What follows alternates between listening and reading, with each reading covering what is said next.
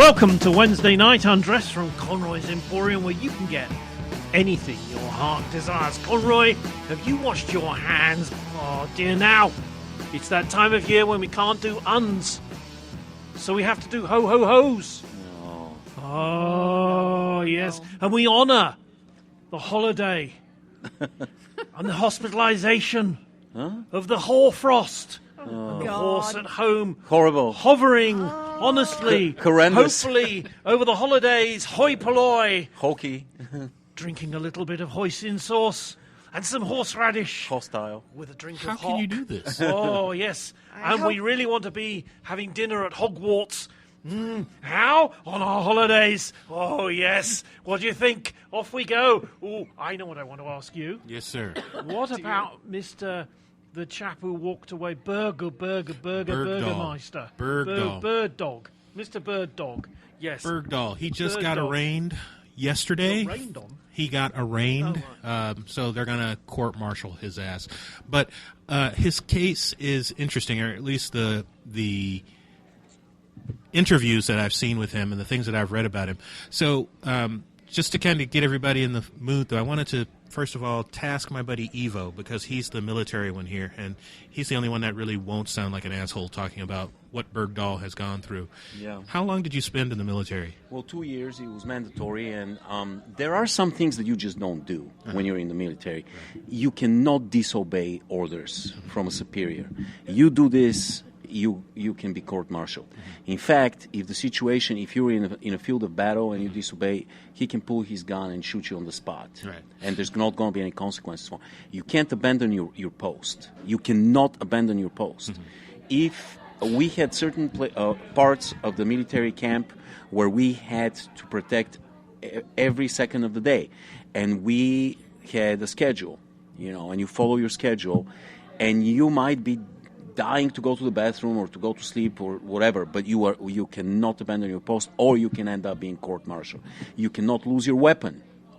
Your weapon was sacred. We had AK-47s. You had to take care of this thing like it was your own child.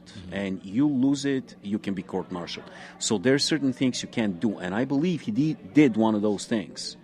Well, according to what he has said in interviews and what has been written about him, he was afraid of the mindset of his commanding officers on the battle zone. He thought that they were doing things that endangered the lives of the rest of the troops. Yeah. So he decided that he was going to walk away. He was going to, they call it a dust one as opposed to an AWOL. He was going to just leave and cause a commotion within their area so that higher-ranked officers would have to come out and investigate what was going on. So he thought forgive me, he thought that his senior officer, i.e. a captain or something like that, had gone doolally. He said specifically that he was afraid that his commanding officers were not of the right mind. Of their right minds. Yeah.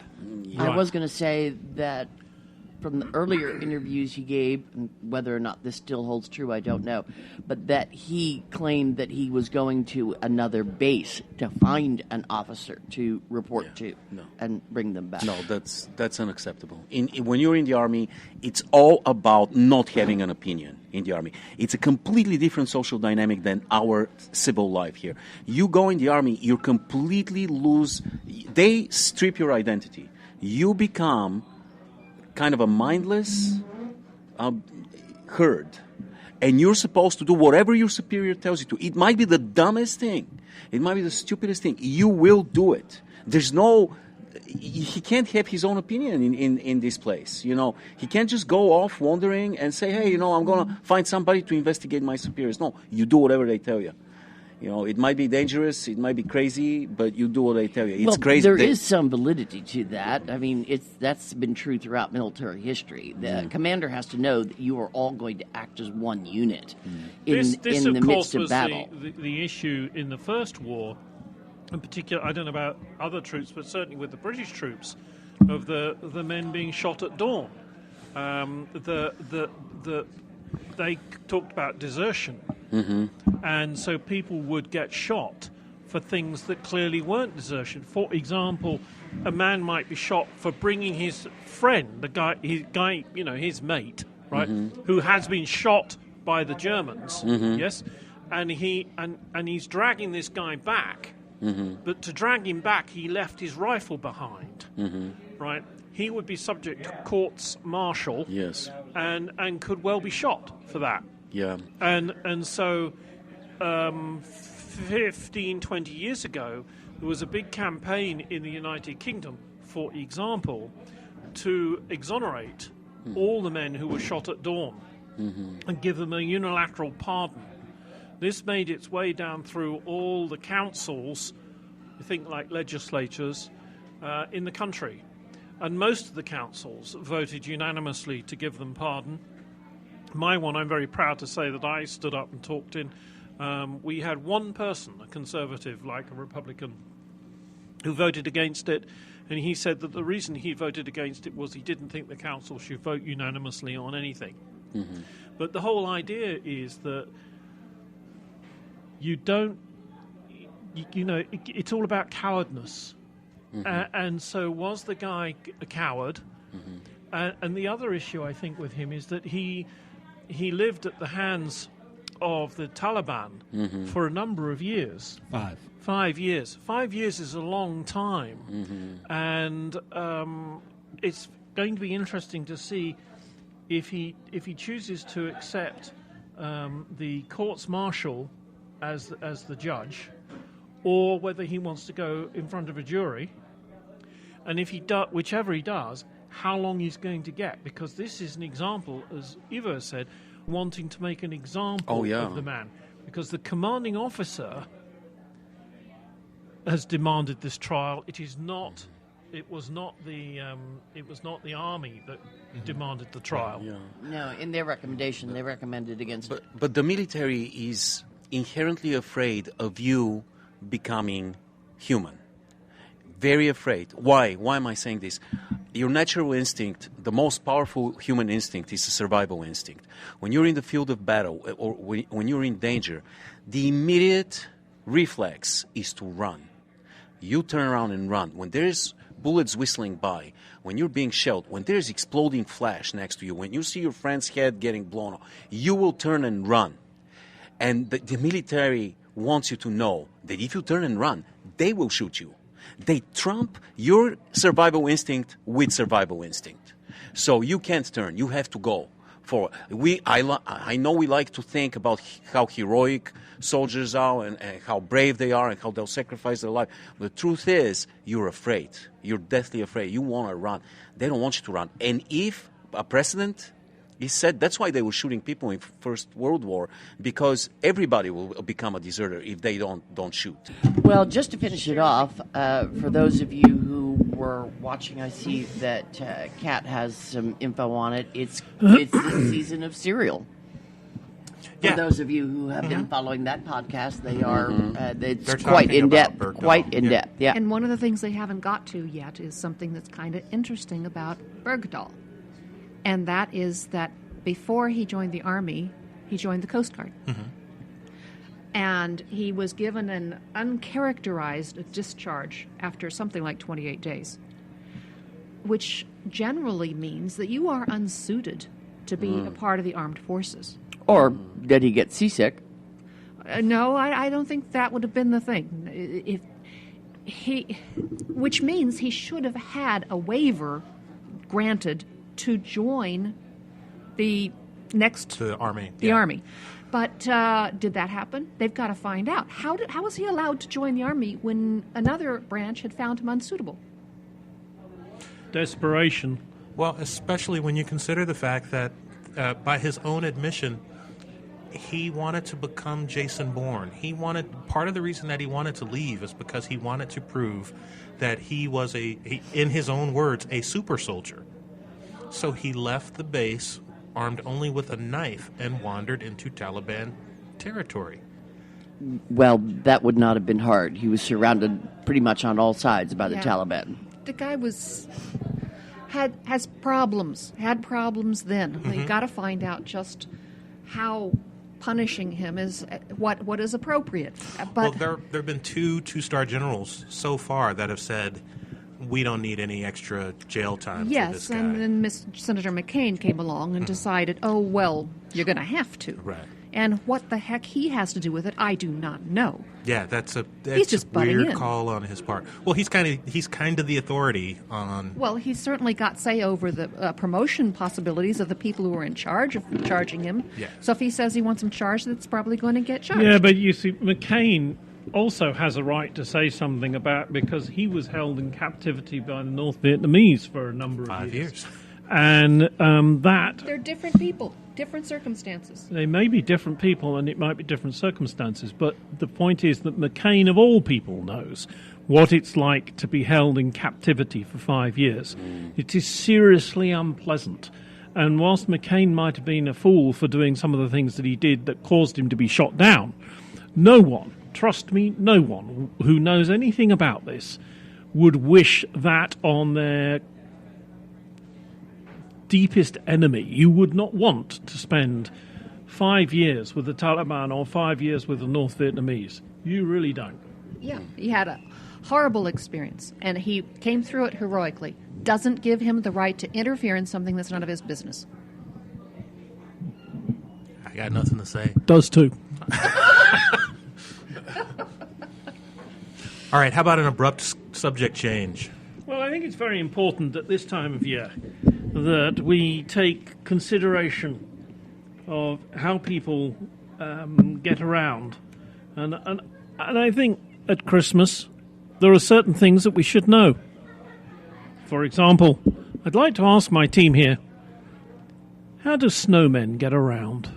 How do snowmen get around? Oh, no. How do snowmen get around? Been opening Christmas crackers again. Well, they use an icicle. No. Jeremy, seriously, these are so bad. Please move on. Yeah. Oh, they are terrible. Oh my God. But, yeah, please. What do you call a woman who stands between two posts? Oh, Annette. oh. Wow.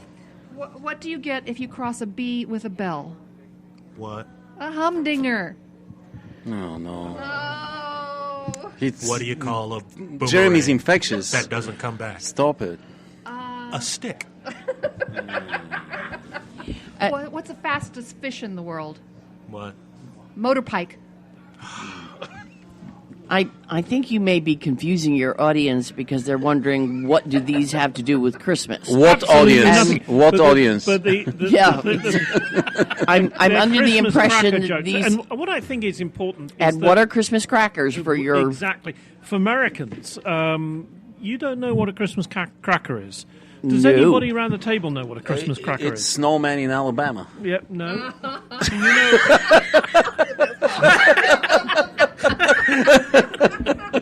A Christmas cracker has been around in England since Victorian times, and it's a thing that's about. It's actually not dissimilar to a wrapped-up schlong, I understand. Oh no. Oh my God! It's probably just over a foot long. Okay, it's crepe paper, right? And it has a little banger inside of it. Oh, yeah, it and does. It has a gift that when you pull it, the gift comes out. Uh-huh. And with that gift, there is always a motto or a ditty or a little something, A joke. refractory period. Such Yes. as, was it good for you? Yeah. Such as, was it good for you? No. Nah. And so that's what happens in millions of homes around the United Kingdom is Christmas cracker. And these are Christmas cracker jokes that we have been They're telling. very flaccid. But talking of, I think in recent times, President Trump, as we should call him, has been talking about Mrs. Clinton, and he was referring to Mrs. Clinton going to the lavatory, a thing that Bernie Sanders, he also went to the lavatory at the same time. However, So- she came back a bit late, Yeah. and Trump used this as an opportunity to use this long word, which is which was schlong, and he actually said schlonging about. So schlong with an ing on the back of it. I think first... And what we need is someone who might be cognizant of Jewish ways, and because I understand that this is a Jewish word. It's a Yiddish word. Yiddish word. Yiddish. Okay, what's the difference between Yiddish and Jewish? Well, I don't first know. of I'm all, asking the question. If you're talking about the Jewish language, it would be Hebrew. Yiddish is a combination of German and Hebrew, sometimes a little Polish thrown in. It was uniquely Eastern European. Right. Yeah. So where does schlong come from? Is that a German word, or what is he talking about?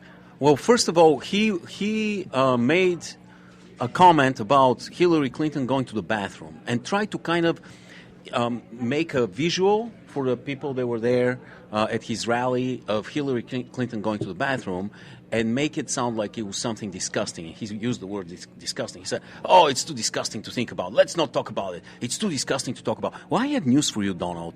Everybody goes to the bathroom except the great leader Kim in North Korea. Does he not go to the bathroom? Apparently not. Apparently he doesn't go to the bathroom. I don't know if this guy is mentally ill. I don't know what's wrong with him. But he's sinking lower and lower and lower. Now, the schlong reference was, he said, that Hillary Clinton couldn't get anything right, that she was supposed to defeat Barack Obama in 2008 for the presidential nomination, and she got schlonged by Barack Obama. She got schlonged. And that's the second time he's used this term. He has used it before again about a woman that lost a senatorial election.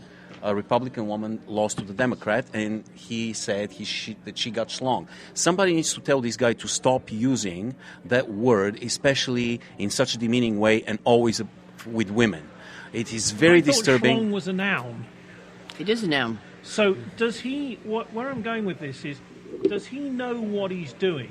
Because I don't believe he's stupid. So if he knows what he's doing, then who is he appealing to? What is the base that he's appealing to? What do you think? What do you think? Me? My friend, you. Well, I think a couple things. I think that he's using the term schlonged because it's phallic in nature, and it therefore puts Hillary in a... phallic in nature, it is a phallus. It's a Yiddish literally word that. for penis. Yeah, but I'm not sure that everybody that listens to him knows that. But I'm sure that it gets the message across, even if you don't know exactly what a schlong is. You can guess.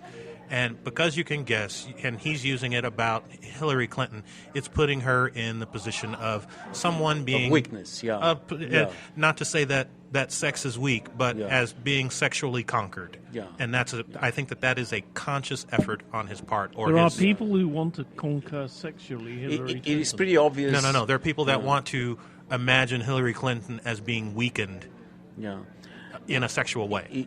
It's pretty obvious what he's doing, and this man is truly despicable, and I cannot understand. And your question was very, very meaningful, Jeremy, because I think Jeremy's surprised by that. Well, of course, but it was meaningful because it is not disturbing that Donald Trump is who he is. What's disturbing is his approval rating. What's disturbing is that a giant portion of this country is bigoted, obviously bigoted, racist, anti-feminist.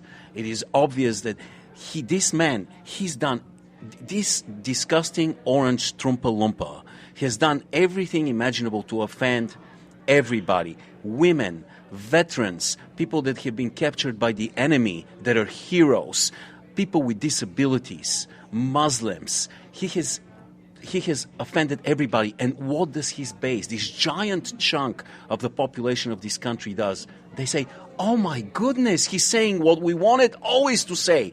We always wanted to say that we are racist. We always wanted to make fun of disabled people. No, that's a mirror. He's a mirror. They want to still claim that they're not racist. Yeah, of course they do, of course. That's the first thing the racist says. What they want to do is have this stuff said and say, oh, well, saying that stuff, is okay. It's just politically correct to say you shouldn't say it. In He's other words, saying calling it me a on their racist is behalf. bad. He's saying it on their behalf. on their behalf. So the people here, we're broadcasting this from liberal Lawrence in the middle of Kansas, Yeah. where we're all terribly PC and all that sort of thing. We don't use racist comments Yeah. in any shape or form. Yeah. But I have been to social functions where racist comments have been made because the people thought they could. They would know not to say it in polite company, dear, but they think they can get away with it, so they say it. And what so this- they're thinking it. Yeah, and what this campaign is, it's just one giant mirror that has been placed in front of this society. allowing And we are people looking to in come this out mirror, and we are not as seeing racists. anything beautiful, to tell you the truth. And I'm very, very disturbed by the polls. So how do you feel about that, where you are a European, but you have citizenship? I am a European. I do not have citizenship. Yeah. Do you feel that America is still the place of dreams and equal everything and, success and the American dream? I do. I still believe this society is very, very advanced, especially compared to some other societies. Of course, there's other places that are more advanced. But, by the way, Jeremy just admitted that he's not a citizen, and not a minute has passed, and I already see 2 agents of the IRS entering the bar. He's right here, guys. But I'm pleased to note that they're from the IRS and not ICE. It's an eclectic country, and the achievements of this country are amazing. Think about, they say, melting pot, and it truly is a melting pot. In Europe, now Germany is accepting, France is accepting immigrants from the Middle East and Northern Africa. But to tell you the truth, Europe is far more bigoted than the United States. And there's something very specific for Europe. Every country hates their neighbor. There's ancient vendettas and historical hatred and anger that goes back centuries and centuries. And in Europe, you travel 200 miles and you have to change the language, the currency, not anymore, but in many cases, the architecture, the culture, everything. And you go into a completely different world. And more often than not, neighbors cannot stand each other. And it's very, very, very hard to remove the borders the way we managed to remove them here between the separate states. But I'm not so certain that all of Europe is so much more bigoted and racist than here. What I think has disguised it is the two-party system. Mm-hmm. Here, because we have such a strong two-party system, the less than majority that is bigoted and racist gets tamped down by the establishment in both of our major parties up until now. In effect, England is a two-party system, right? And well, yeah. 4. Okay, I know that they France have- is dominated by only 2 parties. Well, but they all have extremist parties that get good showings. What is interesting is, and something that I've noticed happens here in America, which happens where I used to live in England. Where I used to live in England, a place called Cornwall, big holiday area, right? And the locals who live there, they say they love the holidaymakers. They don't. They hate them. They call them Emmets. So there's right? a level of hypocrisy. And, yeah, they need the holidaymakers desperately for the money that it brings. Yeah. Do you know what? I noticed the same thing happens out in the Hamptons. The locals hate all these wealthy people who own the big houses and everything else coming in. They call them foreigners. Foreigners. Yeah. They call them foreigners. I don't know whether they don't use the word Emmet, of course. But it's interesting. It's jealousy, isn't it?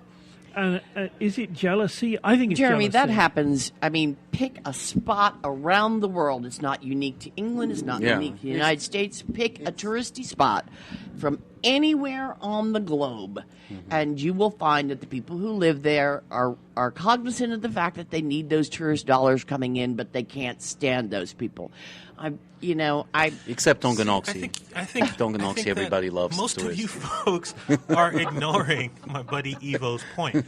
There is a different kind of hatred that exists, at least in the small part of Europe that I've been to, than exists here.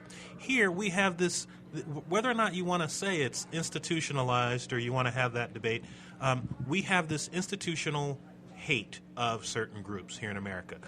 I happen to be one of those targets. So I guess, You're not English, are you? No. I'm better than that. Come on, seriously. But That's You're not a hard. real You estate know, agent? Lewis, That's not hard to do. I've either got a. I'm not sure if I'm disagreeing with you or adding to you, but Uh-huh. essentially what America is all of Europe's hatreds that came over here when we settled it, Have and they congealed. brought each and every group that came brought its hatred with it, and then we had the added bonus attraction of hating the blacks and hating anyone from south of the border. But I think that there's, I think And that We're the not lo- even all that fond of Canadians. And the locals. No. We I really think hated the difference- locals. I think the difference is, though, it is exactly what you said. There are those ancient prejudices that come in, but you come in and it melts. There is this. Yeah. It's a word that begins with I. It's not indoctrination, but it is. Not I. Assimilation. Once the folks are assimilated. Assimilation. Yes, assimilation. Sorry, I was spelling it wrong. Once you are assimilated, there's a part of that ancient hatred that you have to let go the of. dis- Well, Dissipate. boy, I couldn't. Yeah. I couldn't disagree more. I don't think anyone in this country has ever let go of. Look, my father, till the day he died, had was still categorizing Jews the way all Europeans did. German Jews were the best, and Polish Jews were the worst. And my father was a well-educated, enlightened, well-off man, and he still, till the day he died, carried those European prejudices with him that there was no such thing as a good Polish Jew. Well, but what Louis is trying to say is there's no French in the United States that hate the German Americans. There's no, that Swedes and Danes can't stand each other in Europe. They hate each That's other. not according to the movies that I watch. Swedes and Norwegians don't like each other. French You're and right. Germans don't like each other. It is a The different neighbors sort of hate each hatred. other. Here we inevitably we melt together and let go of these ancient vendettas and become Americans. What you Yeah. see America needs, which Yeah. it doesn't have, is a channel. You see, it's a channel like we have America between us doesn't. and the Oh. French. I thought you were talking about if, MTV. If you were to dig a big ditch, right, then that would help and drink tea because we have the channel, Yeah. right, between us and the Frenchies, right. You mean like Lipton tea? Yeah, and it's full of tea mainly. Yeah. and we don't let the French cross. That is very we don't. wise. We don't. They dug a tunnel. They Yeah. did. They dug a tunnel. You have Do to you flood want me it. just to take him home You now? have to flood it. Really, I can. Who does? That's what puzzles me. Who does Donald Trump speak for? There's yes. A frighteningly large amount of Americans. Well, No. that's what I'm trying to figure No, out. Who's he the does demographic? not. Donald Trump talks for the people that are vocal and angry and uneducated. But 37% of the 37% of GOP. But they're not listening to him in detail. Yeah. The thing that the journalists report from his rallies is that people go there all excited and ready to hear him, and then he starts talking, and they lose interest and they start wandering off. It's not even losing interest. They are profoundly disturbed by what they're hearing and are shocked into the reality that the man is 99% of the time saying things just to rile up the crowd. Here's a question: do you guys think he's got a chance in general presidential election against a Democratic candidate? Let's say I think he Hillary. could I win. think he would get schlonged. But you think he's going to get slung? But Oh my Louis God, said, we had to bring it back. We Louis, just had to. Louis said that he thinks he's going to win. I think it is entirely possible that he could win because there is enough of those angry people that are out there voting to counteract the people that feel in touch Not enough. according to the latest see, polls. see, More than half of this country would be embarrassed with him as what, But what that doesn't matter. That doesn't matter. There's- We literally only have to look at the people that are going to vote. Are more people feeling disenfranchised and if he were unlikely running, to vote? people who were embarrassed would go vote against him because no is always a more powerful emotion than yes. He's got too many, Louis. That's he's an got interesting think idea. about the issues that he has developed against himself. He has offended women. That's 50% of the population. Yeah, but not they a don't little vote more. as 50% of the population. Yeah, he's offended veterans. He's offended religious minorities. He's offended the Mexicans, the Latin population is just huge voting, chunk. These are not issues that you can just come over. With the I one noticed he's been very careful not to offend any dogs. well, this coming. No, you laugh. I mean, you can do all sorts of things, but if you start kicking people's dogs, they get very upset. Well, according and to the cats. latest polls, Bernie Sanders would beat Trump by an even bigger margin than Hillary Clinton. Hillary, yeah. Yeah. That By makes the way, sense. I wanted to ask, do we know what a conniption is? I know people have been talking about this for quite a lot. I've seen this conniption. They're going to have a conniption. What is a conniption? Oh, That's right, that's a conniption. conniption. Yeah. Very interesting. Connection. I've wondered that, because somebody said, he mentioned schlongs and Madam's going to have a conniption. It's like a whirling dervish without the religion. I am not at all sure about this. This is Lou talking out of his ass, but I'm amongst friends. Yeah. I think a conniption was the medical term for the howling fits, like Yeah. Donna And- demonstrated so So accurately. I'd like to put something to you. I mean, we are recording clearly this at Christmas time or around Christmas. There is a strong rumor going on that he wants a woman to run with him, and that it won't be Tom Cruise, and that it will be Sarah Palin. Oh my And goodness. That's going to be fantastic. That's one of them. Because- also, Carly Farino has been another rumor. and Sarah Palin, because to many people, Sarah Palin is gorgeous. She has amazing eyesight.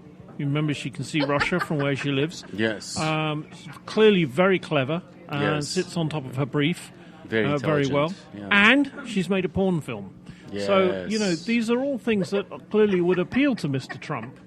I just wonder what the panel thought about Sarah Palin as a running mate. Maybe that would be enough to bring Jon Stewart back. Yeah, I don't hopefully. think so. No. So here's my I think your point earlier about people coming to vote against Trump if he actually ran in the general election is an interesting one. I don't think it would work, and I think that the same people that would Step vote. outside. I'm going to have to hit you or something. No. The same You're not going to people. schlong him. No, are you? I'm not gonna schlong all right. The same. Well, that could be a movie all by itself. Yeah, right. No, the same people that would vote You for think? the same people that would vote for Trump would only be galvanized if Sarah Palin joined him on the ticket. They'd like that, would they? They really, really I would. really think she's been thoroughly discredited. She even lost her No, television but show you on missed the Fox. point that she's loved by the very people. She's not as pretty as she used to be. Her appeal. Oh was my God, because is she that was- what we're going with? Well, We're just discounting the unfortunately, fact that she's uneducated an and idiot. stupid Yeah. and just going Because with that she's didn't not as count in the pretty. election. That's unfortunately The reason the she got sad- cameras was Ran because as she was vice gorgeous. president. Yeah. Even though she was all of those things then. She ran and was popular enough to get a TV show after it. So if we now have a candidate that is running basically on the I'm an angry white man principle, who better to join him than the chesty bimbo from Alaska? I think he has no choice but to go with a woman. After the insults But of all Carly women, he has Fiorina, whatever one might think about her as a candidate, is no fool. Yeah. And Well, she's 10 times you more have to intelligent than remember him. the tens of thousands of people who hate her, and they hate her because they don't have a job and will never get another one. Yeah, and she's Because a she horrible fired executive. them. Well, Yeah, she's a he horrible could executive. Failed. Choose his daughter. I mean, he wants to date her, so why not? Jeez, that was very disturbing. Yeah, he said that it at comment. least twice now. Yeah, he said, for those of you that don't know, he said that if he was not her father, he would be very interested in dating her. I know. Just gross. Now, I read changing the story very slightly onto a new subject. I read a very interesting article today about Muslim women and covering their hair. Mm-hmm. And I don't know anything about the Muslim religion as such. Yeah. But what was interesting is that apparently Muslim women do not need to cover their hair. No, Muhammad never Right. said and, that. And Donald Trump needs to cover his hair. And this thing Hold about... on. I have a question / interruption. Are you intimating that because Muhammad never said it, that is now not a part of the religion? No, the origin of it has nothing to do with religion. He did it for the women in his own family because there were so many death threats against him in his lifetime and his family that he wanted a way for his women to be taken out of the line of fire. Right. Was that before or after he got Parkinson's? We're talking about Muhammad Ali, right? Oh, no. Oh, my God. His mama called him Clay. I'm gonna call him Clay. And I'm so gonna do it another was... cracker joke if you're not careful. So it was a measure of expediency. It had nothing to What do I find with interesting about this was that what this lady was saying, and she has a doctorate in this subject, was that this is a modern phenomenon, and that Muslims wanting to go and pray, if they do not want to wear a hijab, is that the right phrase? A hijab. If they should not have to. This is a purely modern thing, and it goes back 50, 100 years. It's not thousands of years old, like a lot of people, particularly IS, would like to try and make it out to be. It really isn't. And so, what is it? Is it some form of modern, thing that may change back to where it was, where Muslim women do not have to cover themselves from head to toe in black? Guys, Well, you it's guys a- are kind of missing the whole notion of how a religion develops its traditions. Constantly changes. Yeah, It doesn't does matter. constantly change, Change all and the time. people Christianity's done the who same are not thing. familiar with their own religions oftentimes mistake. It's like fish on Friday. That was purely economical. The fishmongers weren't doing well. Went to the Pope, said, "Help us out here, guy." And he said, "Fine, we'll do fish on Fridays." There's no religious aspect to it whatsoever. Most and of yet, the food these problems are things- because of these cleanliness. things begin to take on a life of their own, and people begin to assume that there's some type of religious dogma, and they're not. Well, no, they do become religious dogma. That's kind of the point. Like, it doesn't necessarily have to have an origin that is religious in nature to take on the role of religious dogma. It's really the people that interpret what happens later on. But yeah, Jeremy, the reason obviously that they are wearing those things is to prevent temptation and to preserve the moral values. Basically, Muslim men obviously don't trust themselves to have the willpower to resist a woman that's not covered. Again, that's another interpretation of Yeah. it. And But- you can say the same sort of thing about the Jewish faith, where women were supposed to cover their hair with wigs. Well, that's Hasidism. Well, No one yeah, else does that. Yeah, I know, but you see, there are elements of that sort of thing in most religions that are silly, and a lot of them don't come from men not trusting themselves. They're just It's- afraid of the schlong. No, My they want point to is, keep you the see, women under control. and my thought is that the religion, this is why I like to keep religion, thank you, why I like to try and keep religion out of things, because if you have devout Christians, right, who believe that Sunday is God's day and nothing should happen, right? That's the thought, yeah? Nothing should happen, Sunday is God's day. Yeah, best day for orgies. And therefore, it seems to me that if Sunday is God's day, right, and they say, well, no, you see, we don't work on Sundays. So, okay, you don't work on Sundays. So that's good. Okay, so no shopping on Sundays. No. So you don't want the local store where you get your milk to be open in case you've run out of milk on the way to the church. That's a good we'll point. keep that closed. So all the shops close. Yeah. When I was a kid, no shops open on Sundays. Hospitals closed. Oh, well, no, hang on. Now, trouble is, on the way to church this morning, the missus had forgotten last night to fill the car up with petrol. Oh, Right, gas so station closed. gas stations got to be closed. Can't get petrol. What about the ciggies? We need a few fags. Got to have a quick puffer, gasper. No, that's all closed. doesn't need a So what fag? about the pubs and the bars on Sundays? No, well, of course it's God's day, so we better have the bars and pubs closed, right? So they're all closed, yeah? And then hang on a minute, working. Now, working means What does working mean? Is working something that you do for money, or is it something that you do to It's a vocation. It's a vocation, is it? Is it something? Or is it just expending energy?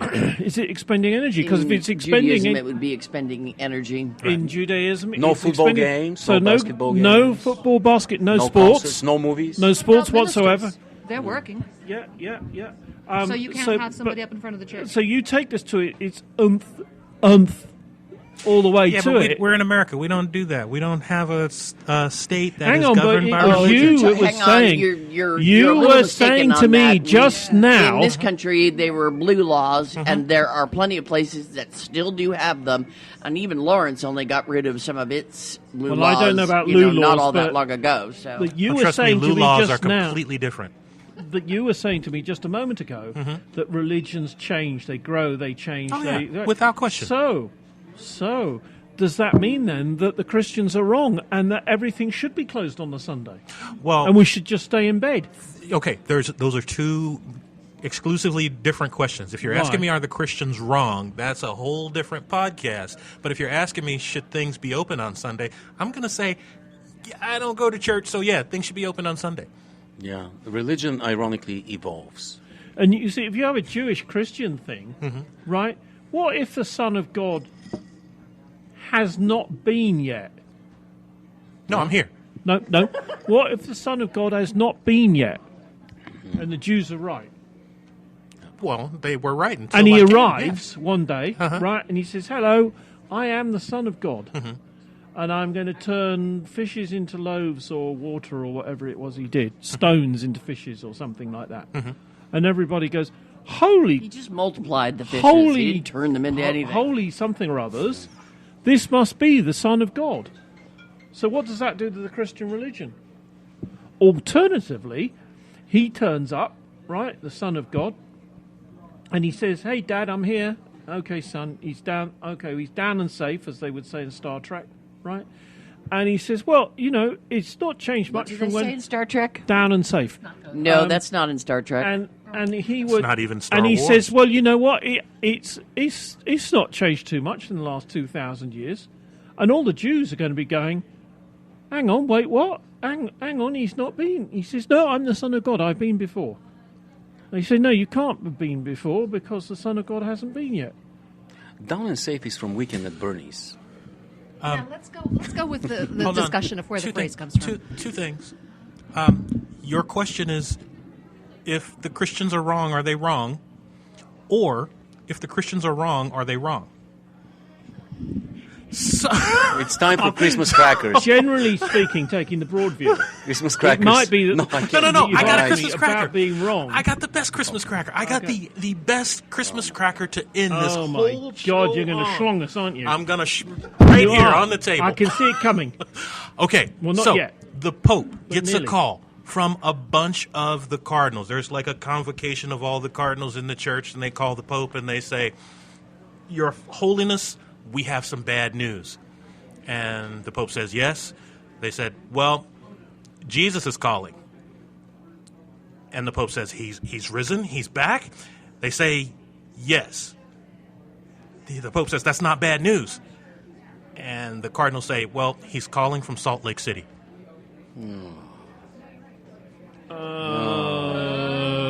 Oh, God. Oh, who wrote these? Who wrote this Christmas cracker? It's horrible. Listen to this. Why did Mickey Mouse travel into space? Why? He was looking for Pluto. Who wrote this? I know. Uranus wrote it. Good God. What happened? What happened to the burglar who stole the Advent calendar? What? He got 25 days. Why was the snowman caught looking through the carrots? Why was the snowman caught looking through the carrots? What? He was picking his nose. Oh, okay, another Advent calendar one. Why are Advent calendars slowly going away? Why? Their days are numbered. Okay, here's the last one. Here's the last one. You have to think very carefully about this. How does Father Christmas